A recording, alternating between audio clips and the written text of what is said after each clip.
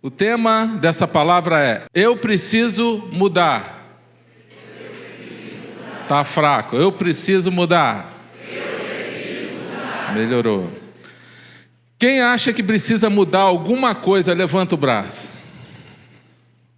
Olha só que benção. Quem acha que não precisa mudar nada? Time que está ganhando não se mexe. Não precisa mudar nada, nada, nada. Levanta o braço. Ninguém. Então essa mensagem é para nós todos, né? Porque a gente tem sempre coisa para mudar e Deus se agrada disso. E por isso que Deus sabe que a gente precisa mudar, é que Ele colocou esse versículo na Bíblia. Romanos 12:2 diz: não se amoldem ao padrão deste mundo, mas transformem-se pela renovação da sua mente, para que sejam capazes de experimentar e comprovar a boa, agradável e perfeita vontade de Deus. Talvez você tenha entrado aqui hoje, a tua vida assim, está que nem o vaso quebrado aqui, tem que catar os caquinhos, mas Deus é especial nisso, em transformar a nossa vida, em escrever uma nova história na nossa vida, a partir do momento que a gente deixa Ele fazer isso. Deus quer fazer de nós um vaso novo. Fala isso para o seu irmão. Deus quer fazer de você um vaso novinho.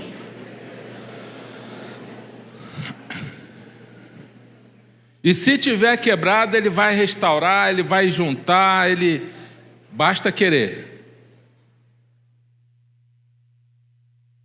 Por isso que Ele deu o que Ele tinha de mais precioso.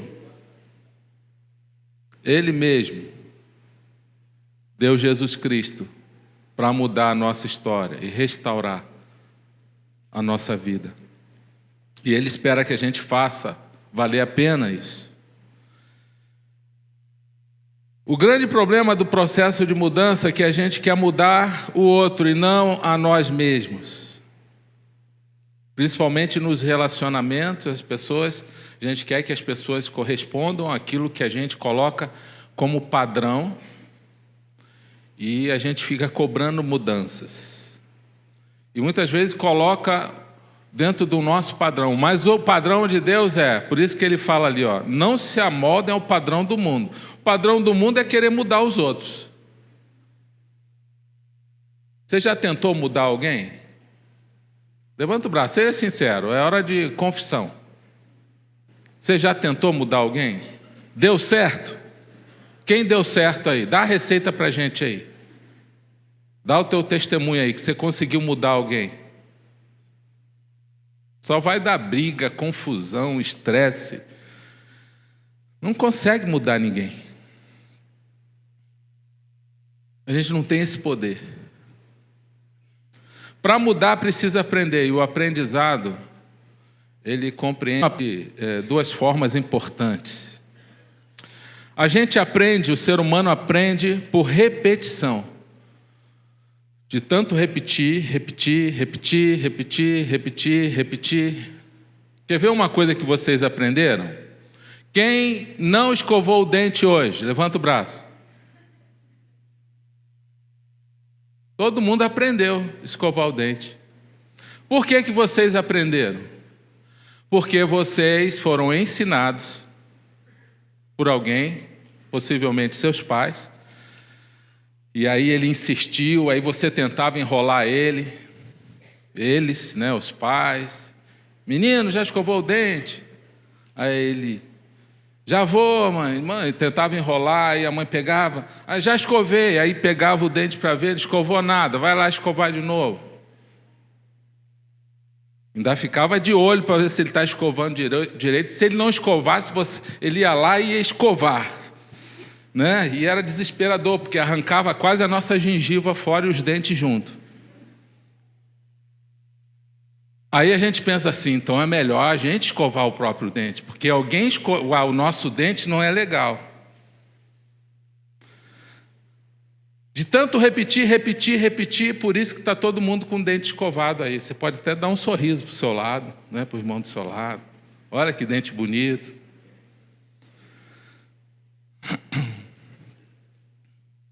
Aprendizado por repetição. A Bíblia também tem algumas coisas, quando Deus repete muito, é porque é importante.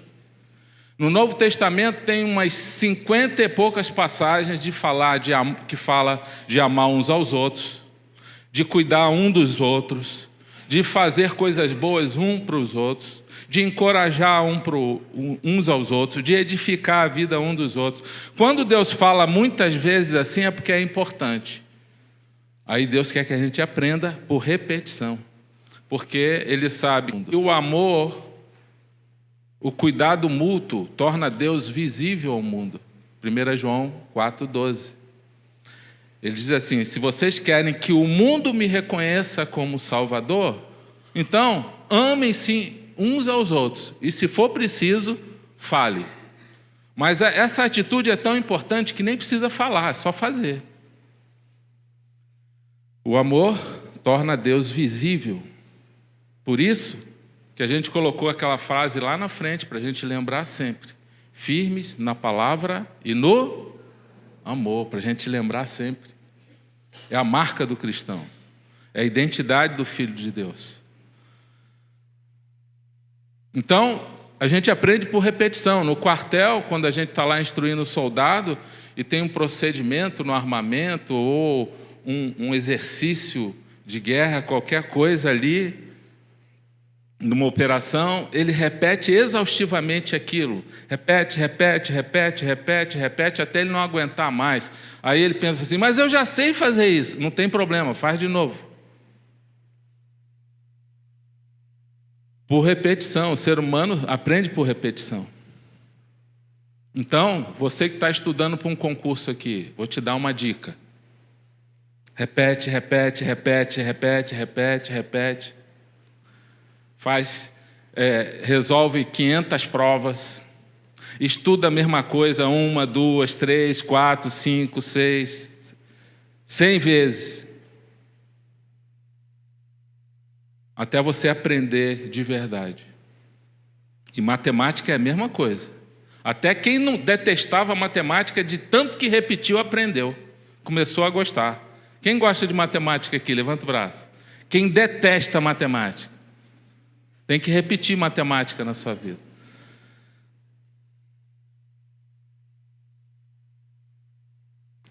O irmão falou uma vez: olha, eu não sei lá, não entendo a Bíblia direito, rapaz. Eu falei: então começa a ler, sem vontade. Até a hora que você vai aprender e você vai começar a gostar. Agora, outra forma de aprender, que ela é mais eficaz no aprendizado,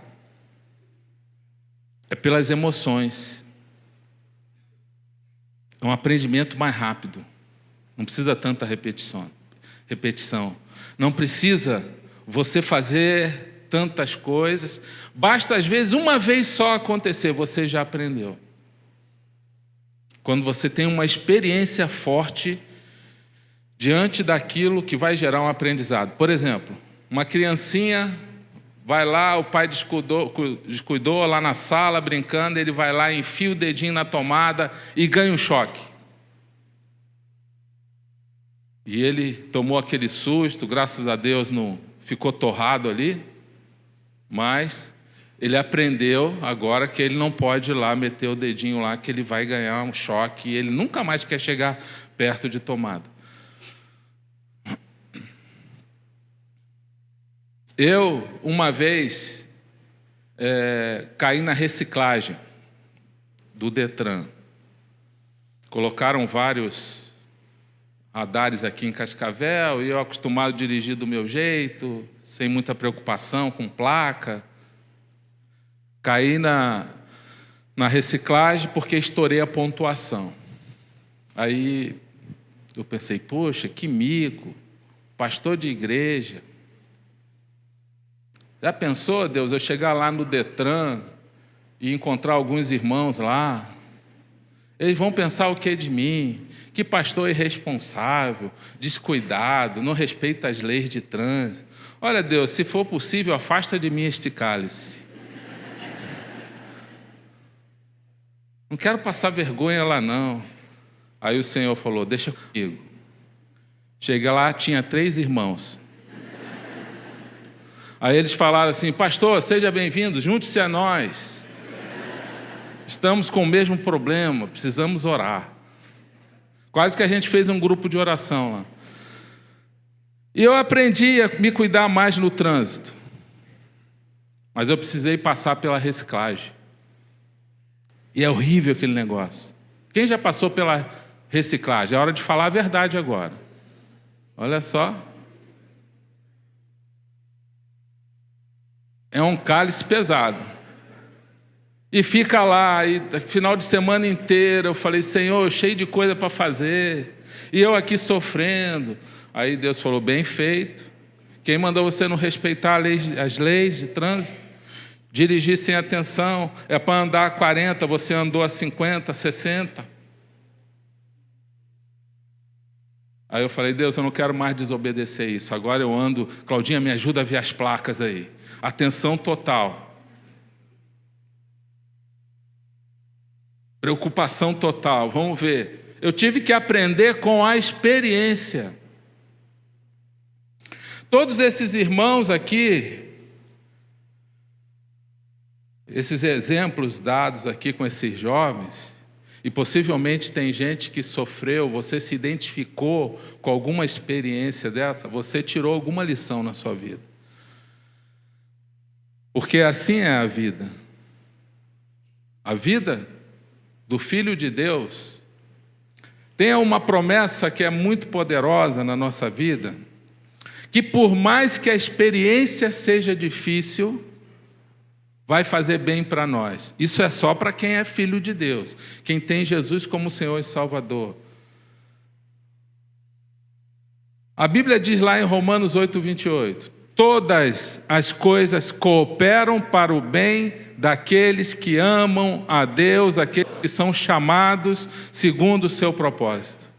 Diga, todas. Todas é todas.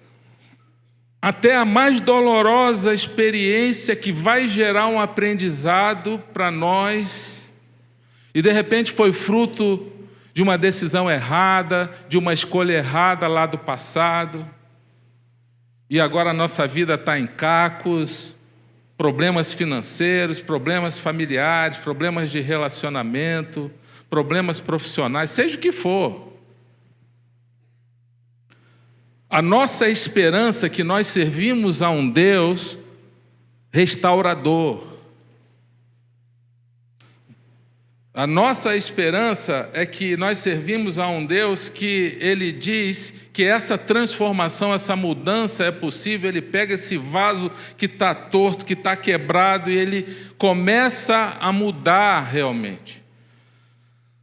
Nós ouvimos lá, e alguns homens que estão aqui são testemunhas, vários testemunhos de homens, ontem no acampamento, impactantes, de transformação de vida.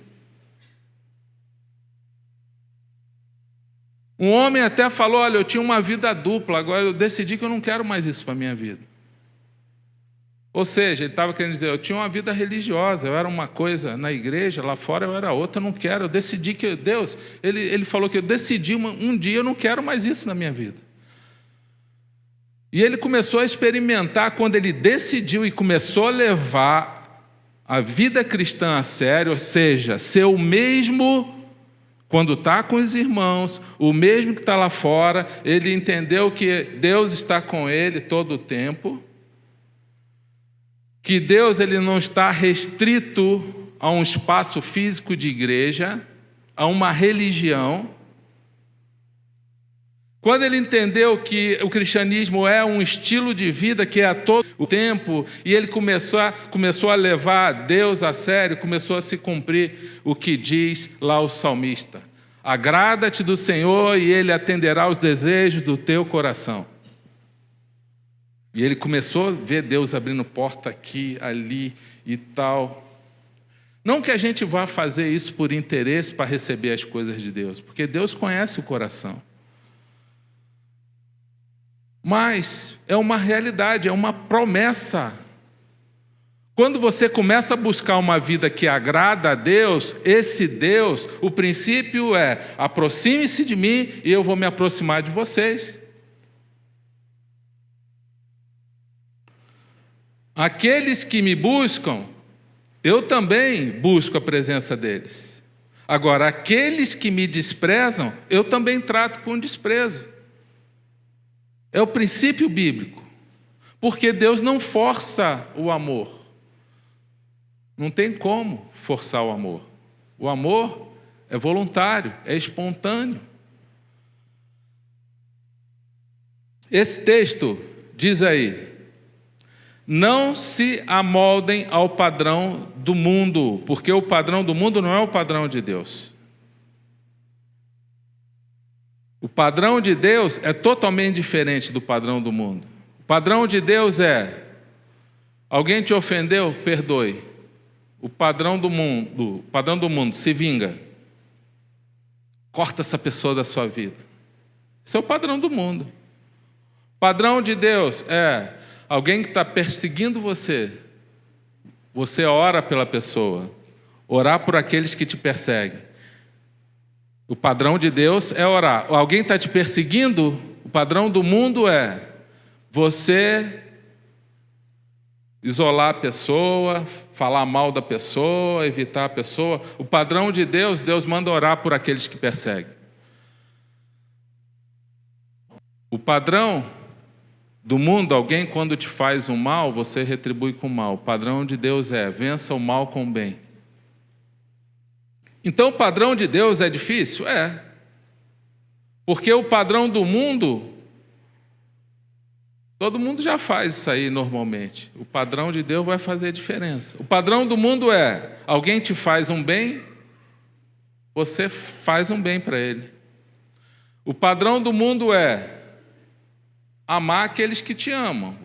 Alguém te ama, você ama também. O padrão de Deus é amar quem não merece ser amado. Perdoar quem não merece perdão. Por isso que ele fala: não tomem a forma do padrão do mundo, porque esse padrão do mundo não é o padrão de Deus.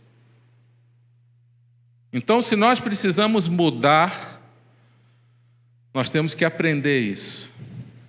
Buscar o padrão certo. E aí vamos então passar por um processo de transformação. As boas novas de Jesus produzem transformação de vida. Não podemos ser a mesma coisa depois que Jesus entra na nossa vida. Por quê? Porque a Bíblia fala isso. A Bíblia diz que depois que Jesus entra na nossa vida, a gente é nova criação. É algo novo que vai surgir. Se a gente é uma nova criação e algo novo vai surgir, é porque Deus está querendo dizer o seguinte: olha, vai haver mudança. E você é parte ativa nesse processo de mudança. Você está querendo mudar? Sim ou não? Então você é a parte ativa nesse processo de mudança. Agora, como que a gente vai mudar? Renovando a nossa mente. O que ele está querendo dizer? Vocês precisam mudar a forma de pensar. Se vocês mudarem a forma de pensar, vocês vão mudar.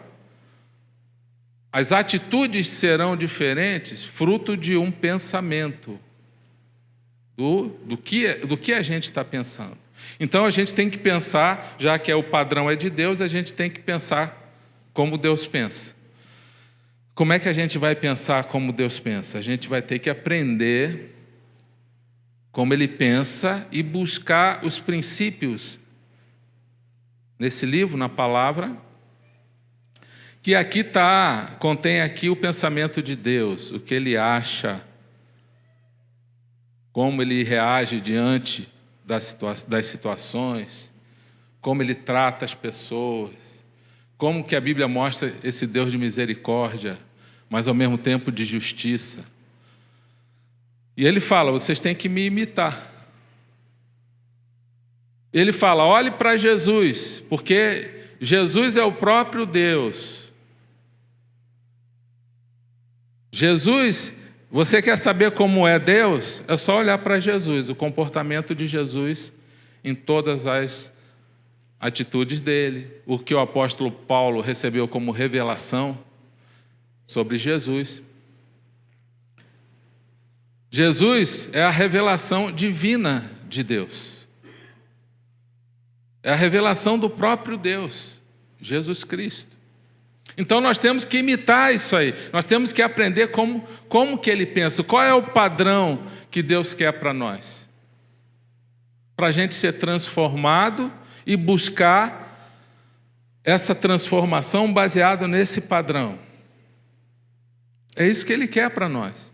E aí nós vamos enfrentar todas essas situações da vida, com a certeza que podemos ser transformados. Mas vamos ter a operação sobrenatural de Deus. Porque essa é a diferença muito grande. O cristianismo, Deus veio até o homem. Você vê muitas religiões, o ser humano buscando esse Deus, querendo ir até Deus. O cristianismo é diferente. O cristianismo, Deus desceu até o ser humano e se identificou com ele. A Bíblia diz que Jesus desceu da sua glória e se tornou semelhante a nós, viveu como homem e tinha o propósito claro, tinha uma missão clara de morrer no nosso lugar, de pagar o preço de morte, porque a Bíblia diz que o salário do pecado é a morte. Para a gente não morrer, quem foi morrer? Jesus, o Filho de Deus. Para que a gente creia nisso e seja restaurado. Para que a gente creia nisso e comece a ser transformado nessa vida. Nós precisamos mudar porque a gente continua nessa vida. No céu ninguém vai precisar mudar nada. No céu ninguém vai precisar de transformação. No céu não vai precisar orar mais. No céu não vai precisar meditar mais. No céu, quando você vai para a Bíblia, Apocalipse 22 fala que no céu vai ser tudo dia, não vai ter noite. Eu achei isso muito legal, que eu gosto muito mais de dia. Quem gosta de dia aí? Quem gosta de noite? E agora? Não vai ter noite lá. Mas Deus vai dar um jeito em vocês que gostam de noite. Deus acho que vai fazer um cantinho escuro. Fica aqui então vocês. Não vai ter noite porque a glória do Senhor é uma luz tão intensa que vai iluminar todo o tempo.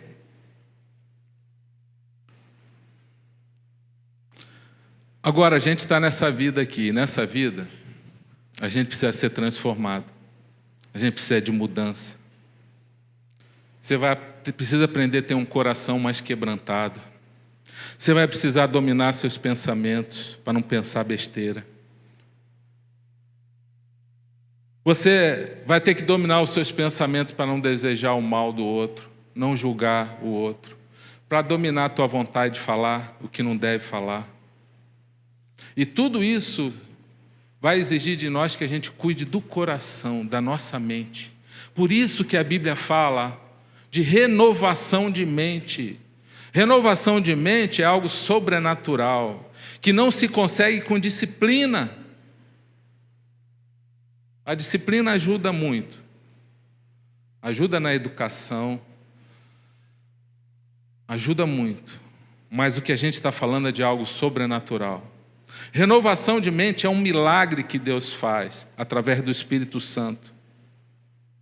Quando a gente se quebranta totalmente e se deixa ser restaurado e chega à presença de Deus e fala: Senhor, transforma a minha vida, muda, Senhor, eu quero ser um vaso nas tuas mãos.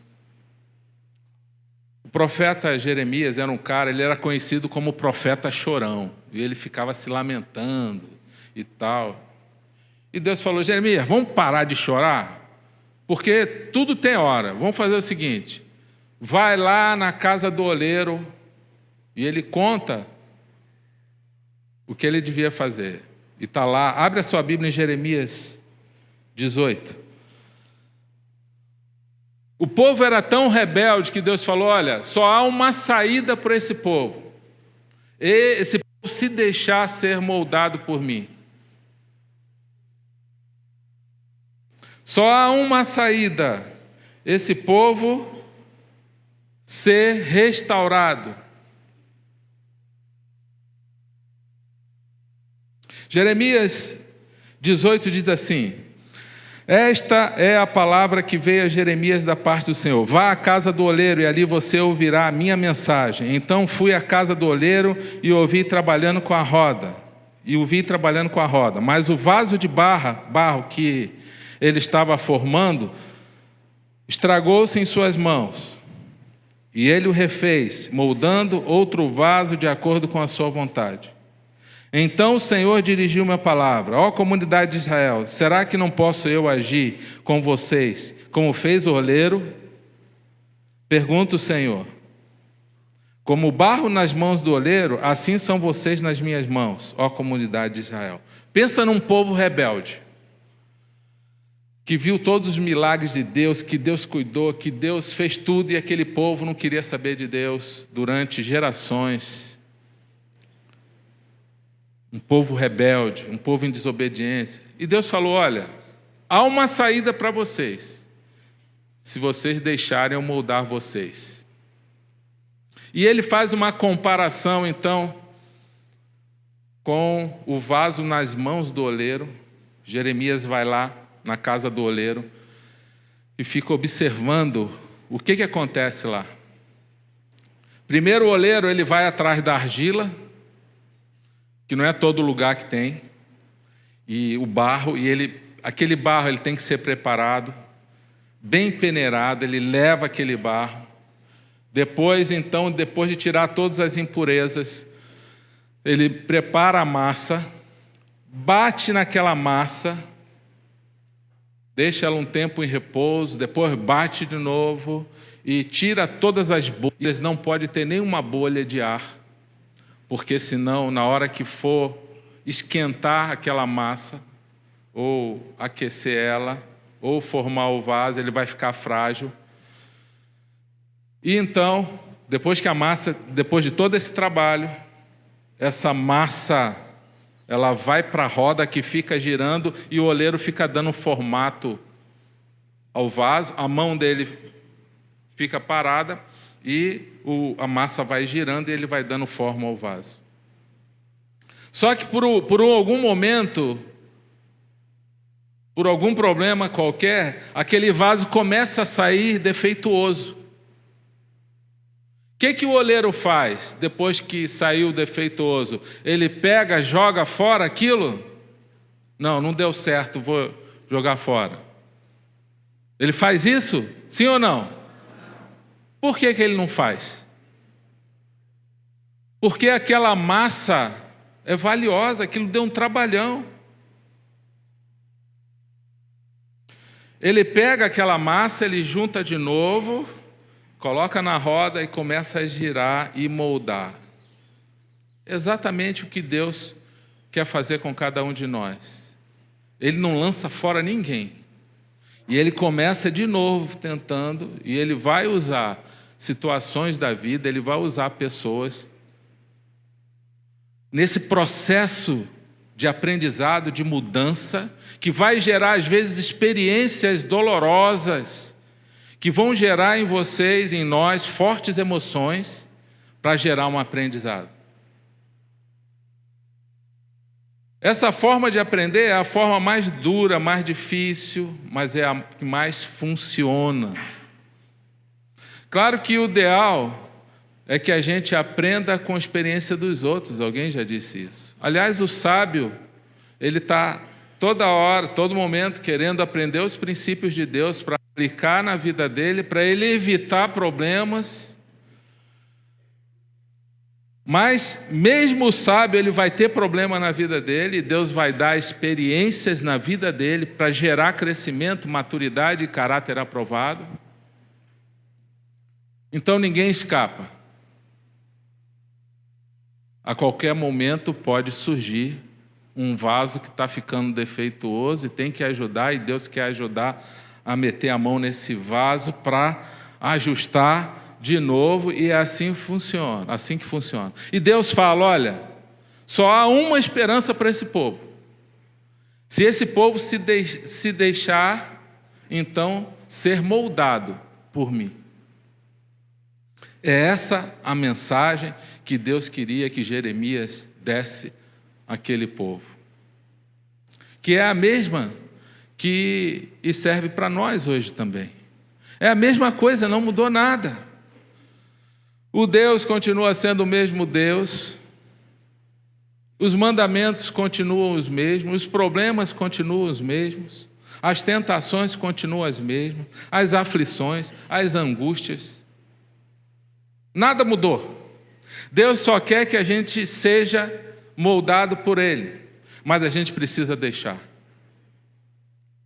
Por isso, então, que o versículo que mais assim nos ajuda, eu vou pedir até depois que coloque aí para mim esse versículo, que eu já repeti ele algumas vezes aqui, que é o versículo que Jesus fala, que é fundamental no processo de mudança, de transformação de vida.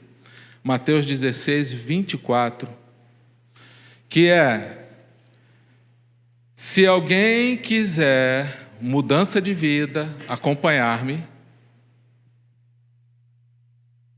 Jesus falando, se alguém quiser, precisa então querer. Se alguém quiser acompanhar-me, ou seja, se alguém quiser mudar de vida, se alguém quiser ser salvo, se alguém quiser uma vida transformada aqui nessa terra, se alguém quiser mudar para melhor, se alguém quiser ser moldado, negue-se a si mesmo. Tem que negar-se a si mesmo. Negar sua própria vontade. Agora não é você que manda mais. O problema é que as pessoas querem mudar, mas do jeito delas. Não quer deixar Deus moldar. Esse é o grande problema. Negue-se a si mesmo. Não é mais a tua vontade que prevalece. E Deus pergunta para nós assim, viu, a tua vontade deu certo até agora? Uma vez eu perguntei isso para um irmão no aconselhamento. Não, pastor, mas esse jeito não... acho que não vai dar certo. Eu falei, meu irmão, Deus que está falando, pode acreditar. E eu perguntei para ele, até agora do jeito que você vinha fazendo, estava dando certo? E ele falou, agora você me pegou. Não estava.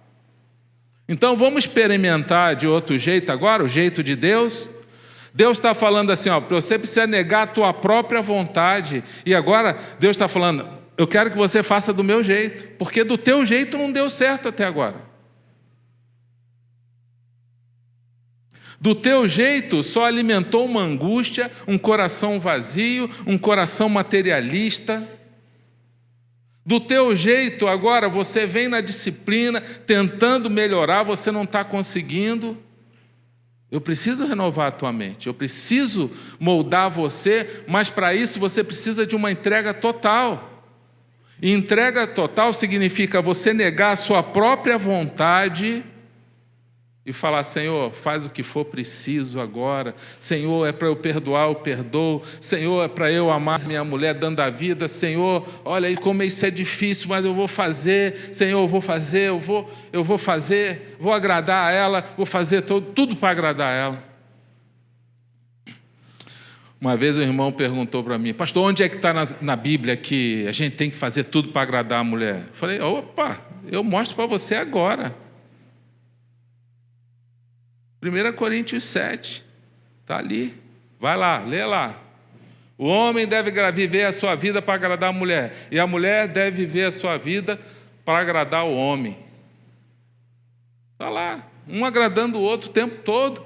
aí vai dar certo o negócio. Esse é o jeito de Deus, esse é o padrão de Deus.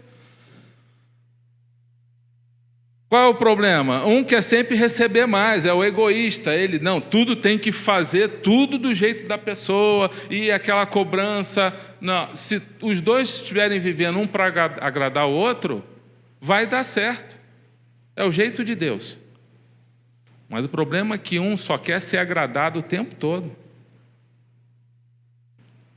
Esse é o problema dos casamentos. E Satanás está lançando na mente dos casais hoje o seguinte: olha, não deu certo, separa, cada um vai para o seu lado. Um casal nosso foi para o psiquiatra falou assim: olha, depois conversou com a mulher, separado, falou: olha, separa desse homem, você merece coisa melhor. Você é uma menina bonita, esse cara aí é um troglodita. Separa dele. Padrão do mundo. Padrão de Deus é: não, vamos lá, vamos perseverar, vamos lutar, vamos para aconselhamento. E aí, quando a gente fala que aqui na igreja tem alguns irmãos que divorciaram e casaram de novo, aí eu conversando com uma pessoa lá fora que não é da igreja, e falou: mas isso acontece por aí direto, as pessoas divorciam e casam de novo. Eu falei: mas com a mesma mulher? Ele falou: aí o bicho pegou. Sério? Eu falei: sério. Tem uns 3 casais lá na igreja que divorciaram e falaram: não, peraí, Deus, a gente quer um milagre. Casaram de novo.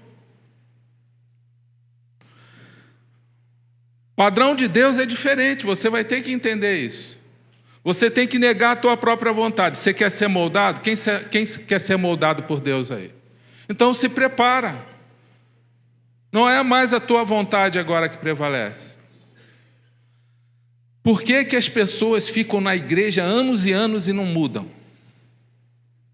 Por causa disso. Acha que religião muda alguma coisa? Não muda nada. Religião não liberta nada. Igreja não liberta nada. A gente ouve até alguns irmãos falando: depois que eu entrei para a igreja, tal. Sim, eu estou querendo entender o que ele está querendo dizer. Mas não é a igreja que liberta, é Cristo. A partir do momento que você fala: Senhor, eu não suporto mais isso na minha vida. Que nem o testemunho do homem que eu ouvi ontem lá no Luau, ontem dos homens. Não quero mais isso, eu não suporto mais isso. Eu quero mudar, Senhor. O que eu preciso fazer, eu faço. Eu faço. Quando você toma uma decisão, e hoje você pode sair daqui com essa decisão no teu coração, de parar de ser um religioso, senão você não vai ter transformação de vida nenhuma. Vai ficar se enganando na igreja, vai para o culto, frequenta o culto, faz algumas atividades religiosas e acha que vai ser transformado? Religião não tem esse poder, igreja não tem esse poder, ministério não tem esse poder. Renovação de mente é sobrenatural. Vamos repetir? Sobrenatural. É o Espírito Santo que faz. E aí você vai experimentar um milagre, aí você passa a ser nova criação. Nova criatura. Aí ele fala: se alguém quiser mudar, se alguém quiser acompanhar-me, se alguém, negue-se a si mesmo. É uma submissão total. Eu faço o que for preciso. Agora é o Senhor que manda. Aí ele diz, na continuação do versículo: tome a sua cruz.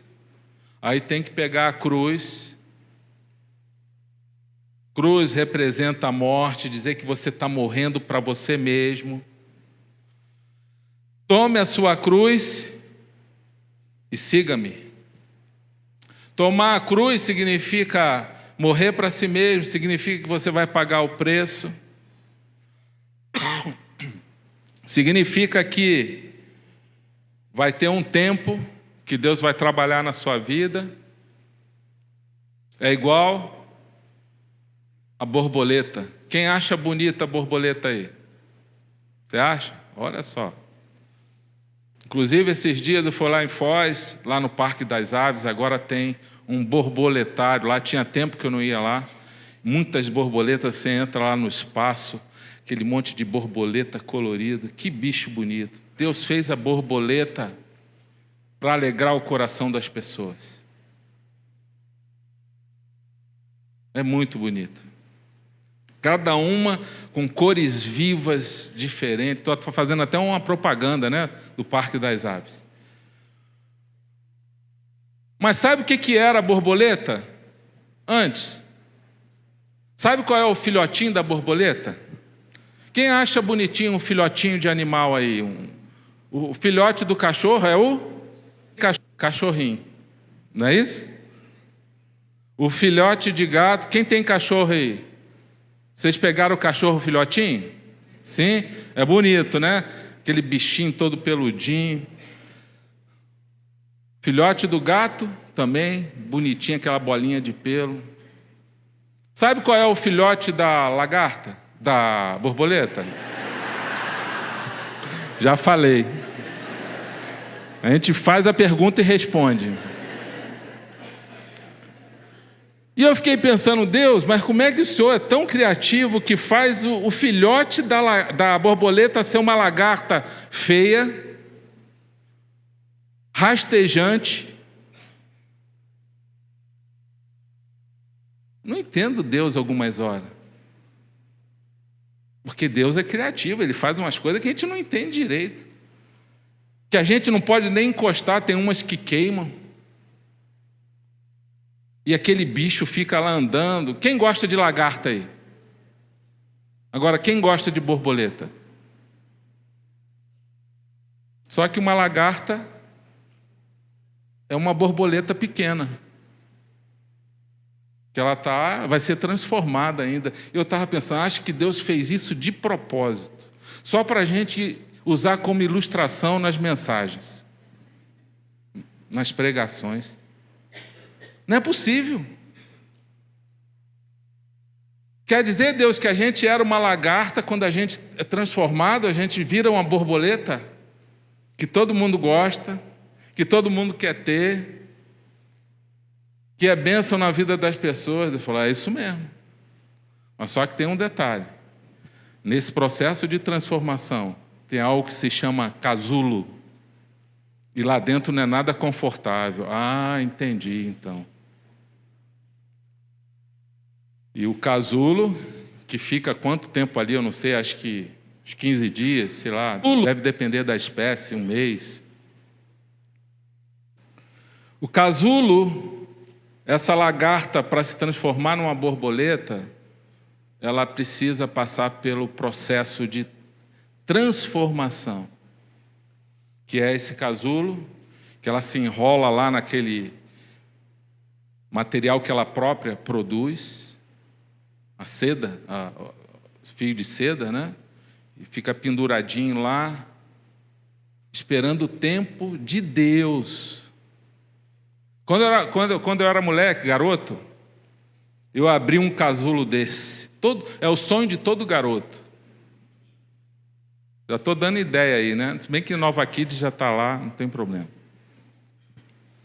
Vou abrir um negócio, quero ver o que tem aí. Aí saiu um bicho todo estranho. Não era lagarta e também não era borboleta. Eu falei, o que é isso? Que bicho é esse? É porque não tinha completado o tempo. Ele estava querendo ser borboleta antes da hora. Eu estava querendo que ele fosse borboleta antes da hora. Precisava cumprir um processo de transformação de Deus. E aí precisava pagar o preço do casulo, aquele tempo de transformação de vida, onde Deus está tratando. O problema, quando Deus fala assim, toma a tua cruz, o problema é que isso é desconfortável. A gente vai precisar, para a gente aprender e gerar mudança de vida, vai exigir de nós sair de uma zona de conforto. E o ser humano gosta de conforto. O ser humano não gosta de fazer o que dá trabalho. Esse é o grande problema. E aí, muitas vezes, vai ter que ir para o aconselhamento, vai para o CR, celebrando restauração. Você quer mudança, meu irmão? Vai ser assim, e Deus vai tratar, e Deus vai transformar, e tem que ir para a palavra, tem que ir para o grupo, para orar por você, porque a operação é sobrenatural. Ah, mas eu não quero e tal, mais um dia na semana, um compromisso. Sim, mas é assim que transforma a vida. O problema é que às vezes a gente quer ser transformado, mas não, eu vou continuar fazendo a mesma coisa. Deus, só vou orar e o Senhor vai fazer o milagre. É tolice nossa pensar, se a gente continuar fazendo as mesmas coisas, que a gente vai obter um resultado diferente. Não vai. Você quer uma transformação de vida, você vai ter que mudar. E essa mudança, nesse processo de renovação de mente, de transformação de vida, vai exigir de você trabalho, que vai gerar aprendizado, que vai gerar renovação de mente e que vai gerar um comportamento diferente. Porque o que eu penso, eu sinto e daqui a pouco eu vou fazer. Esse é o processo de Deus na nossa vida. Disciplina pode ajudar? Pode. Na sua decisão de pagar o preço e de não desistir e continuar dentro do casulo. Eu não vou sair, eu vou continuar perseverando, eu vou continuar, não vou desistir. E Deus vai operar o sobrenatural na sua vida. Amém? Você crê nisso? E aí Deus começa a transformar. E Ele fala: para que sejam capazes de experimentar, comprovar a boa, agradável e perfeita vontade de Deus. Por que muitas vezes a gente não experimenta a vontade de Deus, fica em dúvida, não sei o que está perdido, não sabe qual é a vontade de Deus, não sabe, não experimenta a vontade de Deus. Olha, Deus tem uma boa vontade em nosso favor. Eu tenho falado esse versículo em alguns cultos já, que os planos de Deus são bons para nós. Jeremias 29, 11. Planos de nos dar um bom futuro, de prosperidade, esperança e não nos causar dano, diz a palavra. Deus tem os planos. Agora, nós vamos ter que passar pelo processo do casulo, e o processo do casulo, ele é transformador. Por isso esse é o versículo que mais me chama a atenção, Mateus 16, 24. Se você quiser acompanhar-me, está aí, ó. Negue-se a si mesmo, tome a sua cruz e siga-me. E depois de aprender, você continua seguindo a Jesus. Depois da transformação, você continua seguindo a Jesus. Quem quer mudança de vida aí? Levanta o braço. Quem aceita passar pelo casulo? Levanta o braço. Já diminuiu um pouco. Pastor, acho que eu vou ficar uma lagartinha por enquanto. Acho que eu ainda não estou preparado para voar, não. Olha, para a gente voar, a gente só voa se a gente passar pelo casulo, meu irmão. Deus quer que você dê voos altos, mas vai passar pelo casulo, senão não tem como. Deus vai tratar o nosso coração orgulhoso. O casulo é o melhor lugar para tratar um coração orgulhoso, arrogante. Deus quer transformar a nossa vida. Deus quer que a gente entre no padrão de Deus, que a gente se afaste do padrão do mundo. O padrão do mundo não é para nós. Nós somos geração eleita. Falei isso no domingo passado. 1 Pedro 2,9. Sacerdócio real. Povo exclusivo de propriedade de Deus. Nós somos esse povo. Família de Deus. Nós fomos alcançados pelas boas novas e fomos vacinados com o Espírito Santo. Ele está dentro de nós. Deus fala que a gente é isso, a gente é nova criação. Agora, esse processo de transformação, Você não vai sair daqui hoje transformado. Você pode sair daqui hoje com uma decisão. E vai ser um processo na sua vida. Assim como o casulo leva um tempo. Vai levar um tempo na sua vida. Mas cada dia é um tempo de Deus, é um processo. É um tempo que Deus vai usar em teu favor para gerar em você uma mudança e reconstruir esse vaso quebrado, esse vaso defeituoso que somos nós. Amém? Você aceita esse desafio? Glória a Deus. Fique de pé.